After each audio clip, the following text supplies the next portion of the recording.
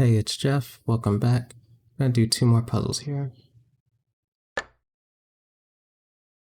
Okay. So that rook looks not undefended, but we have a lot of attackers. They just have one defender. But it looks like just picking up the rook, gotta be careful because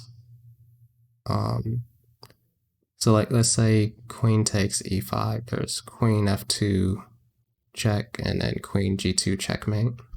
So maybe if the point is to take the rook, we should take with our rook. So rook takes e5, and then that way f2 is still guarded by our queen. Maybe. Is there anything else? Anything else that we can do? I see rook a8 is one idea, but they just go king h7. But it looks like queen f8 might be the idea, because queen f8, if they don't take the queen and go to h7, we can take on g7 with mate. And notice that, like, after our rook gets to a8 in the future, we'll have two rooks that's kind of x-raying on e8. So after queen f8, king f8, rook a8, they can go rook b8, we take that rook, they go rook e8, and then either rook taking would be checkmate. So we're going to go for that, instead of trying to win this material and complicating things a bit. And so they did play rook b8. And now we can play either move here and it'll mark it right. In chess.com, this situation wouldn't come up because the problem would just end at this point, because it wouldn't force you to play two different equal moves. Now to show, rook here is also checkmate.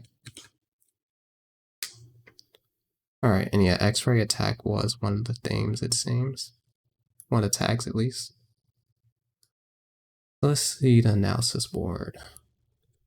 And actually, I'm pretty happy I got that one right, because I just recorded a video where I forgot to switch to the analysis board for one of the puzzles. So to save some time. So yeah, after, wait, where's the moves though? Okay, so they played this, and so I was looking at queen here, and you get this checkmate. In this situation, you could even ignore them going here, you just imagine they would take anyway. If they would just go back here, you could take with either, well, oh wait, not yet. After this move, you go here. And then you could take with either rook and it would be checkmate. But let's see what the wrong moves were. So rook a8, one of them. Rook a8 here.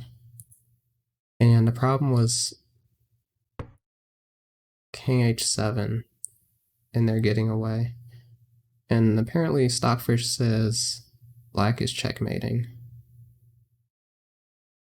So let's say, so they're saying like this line, just give up everything almost. Oh wait, no, it's saying they're winning.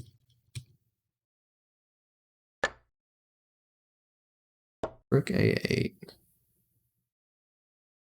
king h7.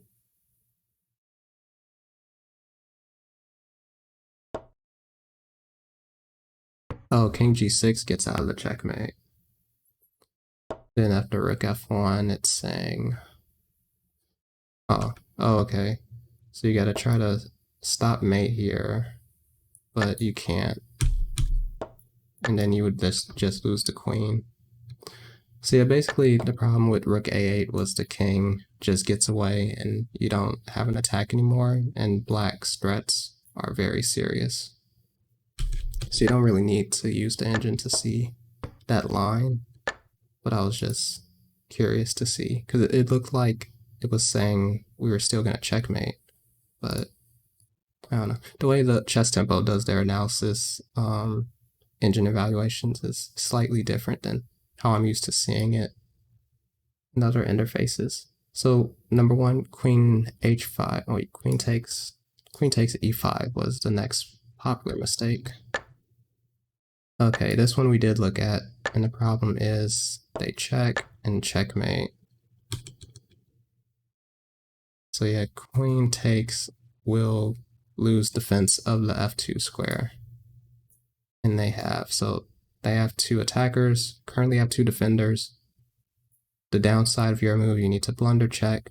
You're losing protection of this square, and they have active pieces. Let's see, what was the next one? Rook takes e5 on move 1. So rook takes e5 was actually just wrong. And I thought maybe, oh, does it like lose to this on the spot, like getting checkmated? Rook b1. Yeah, white's getting checkmated in this situation. The queen's guarding h2, and so you kind of just have to bring these pieces back and get checkmated. So in a lot of these situations, it's really just seeing that their best defense to these moves. So for queen takes, it's clear you need to see your opponent's strongest defense and counterattack even. But for rook a8, you gotta see that you're not gonna be in time to do any of these ideas because they have a serious threat. And then whatever the other move was, it's a similar thing. Oh yeah, rook takes. Then your back rank is even more exposed. So yeah. Now let's do another one. Oh, I hate endgame ones in a way. But let's see.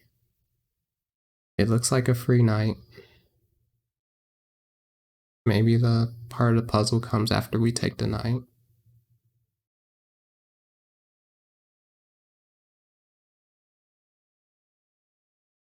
Oh, I guess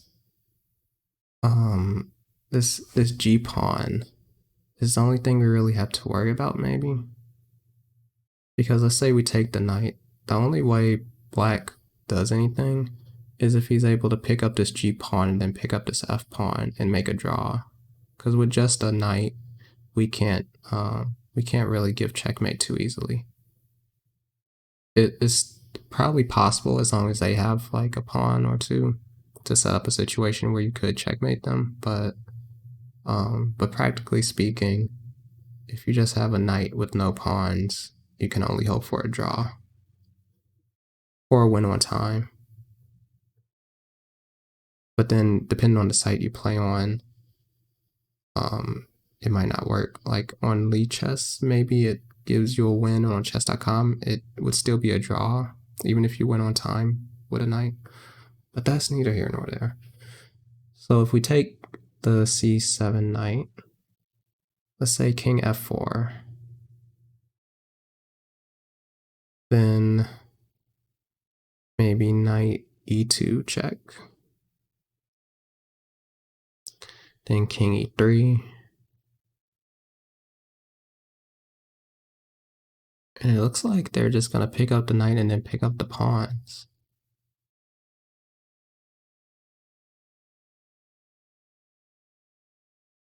Yeah, I'm not seeing the point of this tactic, or maybe that is the point and we just gotta figure out what to do about it. The first question is taking the knight forced? Like, do we just have to get that out of the way? If we move something else, the knight gets away and that becomes 10 times harder. Is there any benefit for playing f4? I don't think so. I think we just have to take this knight and then figure out a way to stop the pawn later on. Yeah. Okay. Now, if we move the G pawn at all, we definitely don't get anything done. they take the f pawn, and then they'll be able to pick up the g pawn no problem.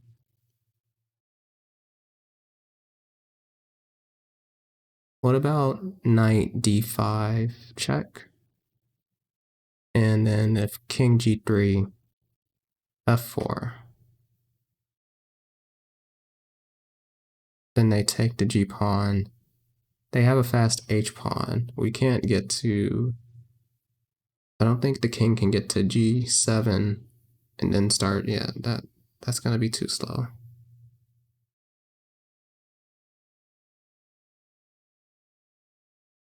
Knight e4 looks interesting. It stops king g3. And they would have to go to king e3 to get around to the g pawn.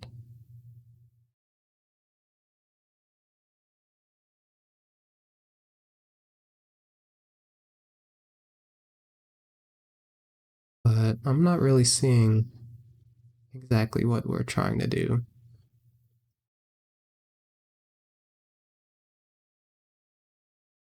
Okay, just try to solve by elimination. Moves like knight b5 or knight b1 or maybe knight d1. Let's see, knight d1, king g3, knight e3, king f2. Doesn't look good for us. Knight d5 check, king g1, king g3.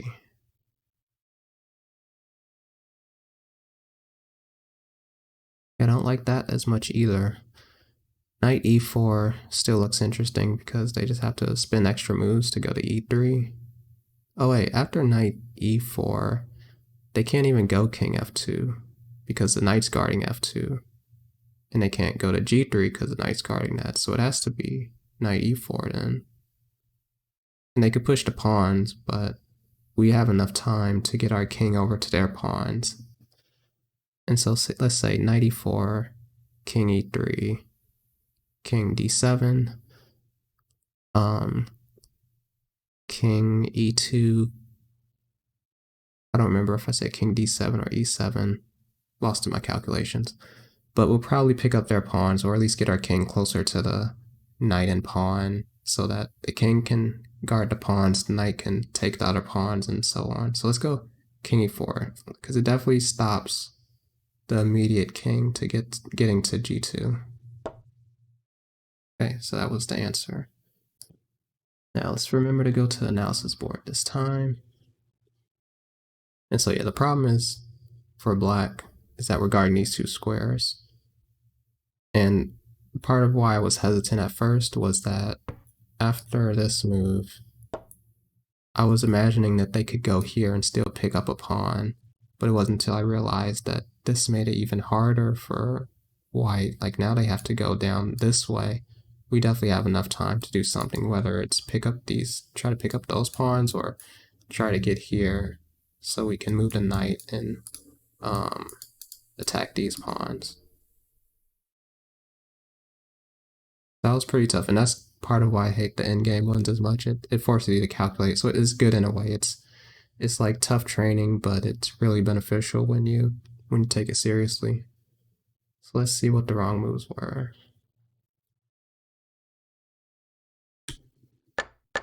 So there were some mistakes on the first move of not taking the knight, but by far most mistakes were on the second move. So knight e2 check. You go back. Knight e2 check. Here I thought it might be something like this. Yeah, so king e3.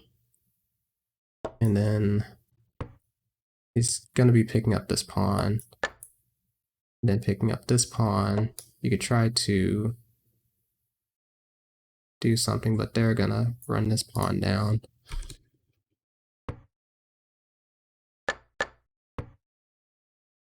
And knight d5 check.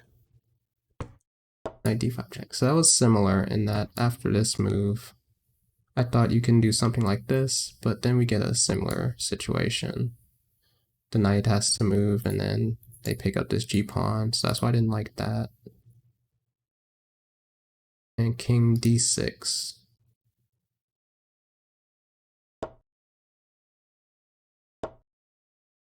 And the problem with this is that it's just too slow. So they're going king g3, and the knight cannot defend this pawn in one move. It would be really nice if this knight could go to e1 in one move. Then maybe they would have a chance. Because they could try to bring this king here, and even if they take the knight, well, no, they still have these two pawns. It would be tough. But yeah, so the main part about solving this one is with all these knight moves and cutting off the king, you really want to understand that you're trying to delay them taking the g2 pawn as much as you can. And in the other two tries, you get this situation where your coordination isn't there. You get a knight to this e square, but then they get a king here, and it's a fork on the king and the pawn. But in this situation, with these two squares covered, and this square covered by the pawn, they have to do so much maneuvering to get here that you're in time. Okay, so hope you enjoyed and see you in the next one.